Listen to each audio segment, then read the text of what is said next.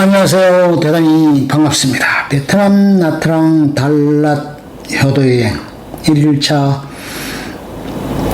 하남미사 발레파킹 인천공항 제2여객터미널 3층 5개 주차장 인천공항 제2여객터미널 20시 35분 출발 나트랑공항 현지 23시 30분 한국시간 01시 30분 도착 5시간 소요 베트남 무비자 입국 현지 가이드 미팅 및 관광 일행 3명 잠실 가족 부부 학생 합류 나트랑공항 호라이즌 호텔 전세버스 50분 소요 운동량 등 보행수 1557보 102분 404kcal 총 이동거리 8.06km 총 소모열량 1725kcal 오후 3시 나트랑 달랏 여행 3박 5일간의 일정의 해외여행을 가기 위해 캐리어와 손가방 등을 챙겨 인천공항으로 향했다.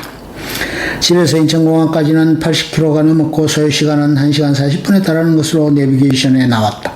장마기간의 폭우로 어제까지 올림픽도로의 가양대교, 동작대교 구간이 통제되었지만 오늘은 원활한 교통 흐름을 보이고 있었다.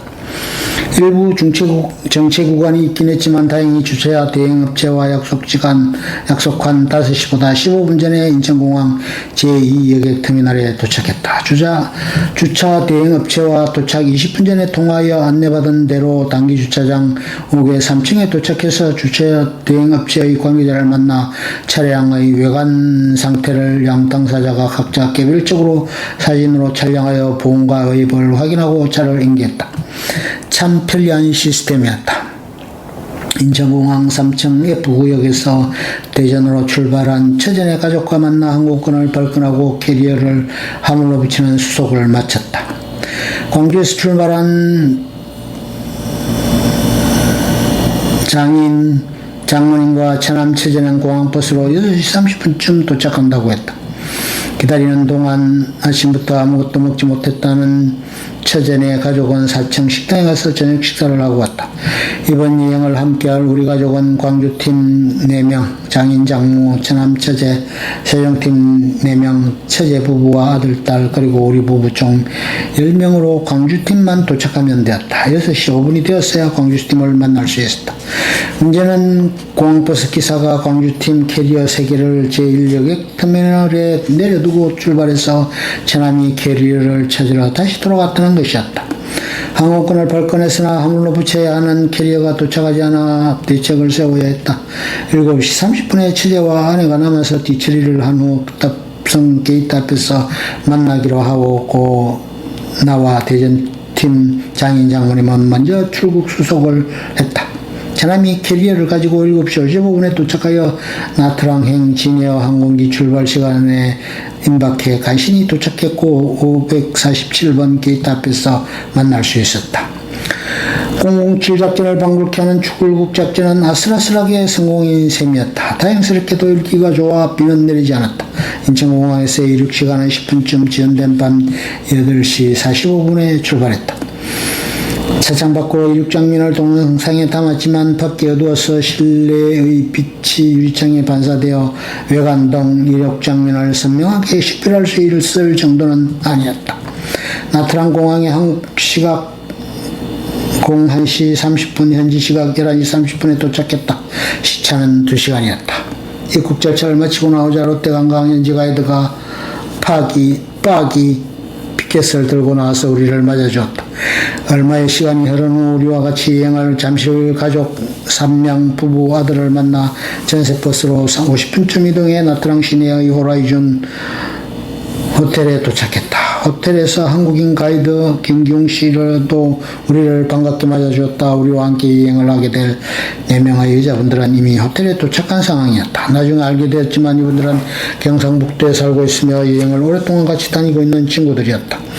호라이즌 호텔은 5성급 호텔로 우리 방은 22층이었다. 내일 아침 로비에서 07시 50분에 모여 아침 조식 뷔페 시간 등을 안내받고 숙소에 들어가 여행 첫날 밤을 보냈다. 여러가지 교통수단과 복잡한 수속 등으로 긴장된 긴 하루였다.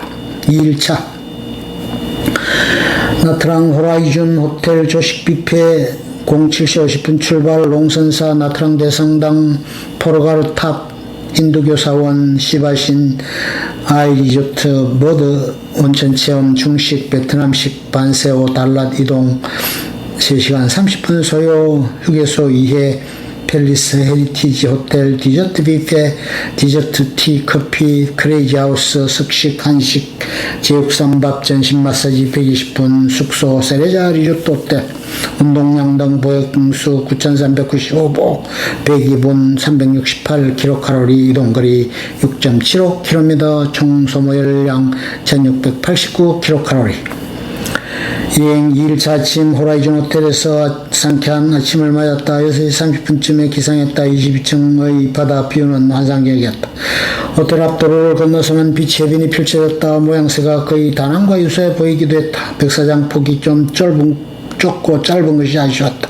창문을 열고 동영상과 사진 촬영을 했다. 지난번 다낭 여행 때 동서 고작가가 호텔에서 바라본 바다 전경을 그림으로 그리기도 했었는데 이번에는 아쉽게 함께하지 못했다.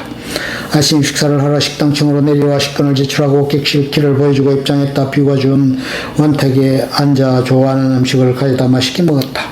17명의 여행 일행이 모여 7시 50분에 모여 버스에 탑승하고 본격적인 달랏 여행을 시작했다. 첫 방문지는 롱선사였다. 와불과 대형 롱선사 입구에서 계단을 조금 올라가자 커다란 백색의 대리석으로 만들어진 대형 와불을 만날 수 있었다. 기념 촬영을 하고 계속 계단을 올라갔다. 200계단쯤 된다고 했다. 그림들이 몇 명 보이기도 했는데 기념품을 풀고 있는 이들과 쉽사리 구분할 수 없었다.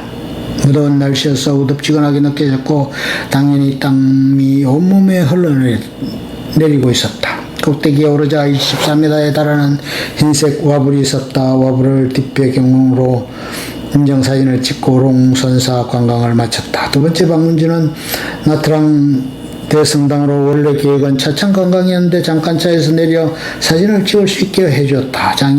장모님은 버스에 대기하기로 했다. 성모 마리아상 앞에서 선교사에 의해 설립되었고 현지인들의 웨딩 촬영 명소라고 한다. 소박한 시멘트 벽돌로 1928년에서 1933년 고딕 양식의 부엌양식으로 지어진 이 성당은 나트랑 주교가 있다. 세 번째 방문지는 포나가르 사원의 첨탑이었다. 베트남을 1600년간 지배했던 짬바 유적지로 힌두교 사원이었다. 그들이 숭상하고 모시는 신은 시바신으로 포나가르 탑의 부조 형식으로 조각되어 있었다. 시바신의 부인인 파르바티를 모시는 사당이었다고 한다. 캄보디아 앙코르와트에서 본 건축물과 유사한 형태로 즉 황토색의 탑이었다. 다음은 아이리조트에 있는 머드 온천 체험이었다. 머드 체험장과 수영장 세 곳이 있었다. 우리나라 찜질방과 같은 입장권을 끊으면 옷과 대형 수건을 주었다. 야외에 조그만 욕조 같은 곳에 진흙이 섞인 물을 큰 수도꼭지 모양의 관을 통해 받으면 탕에 들어가 몸을 20분 정도 담그는 구조였다. 욕조 옆에는 항아리와 깨끗한 물이 담긴 것이 있었다. 보령 머드 체험이 생각나는 머드 체험이었다. 20분쯤 머드 체험을 하고 사유 후 수영장과 물 폭포로 몸을 마사지할 수 있었다. 수영장의 물은 따뜻하고 짰다. 머드 체험을 마치고 양산 한 베트남 전통 식당이었다. 반새우를 먹는 곳이었다. 여직원이 와서 월남쌈을 싸서 주었다. 그것을 소스에 찍어 맛보는 식이었다. 밥은 안남미로 지은 밥이 제공되었다. 돼지고기 삶은 것, 쌀국수, 상추 등이 제공되기도 했다. 입맛이 맞지 않으신지 장인 장모는 조금씩 맛본 후에 고개를 절레절레 흔들었다.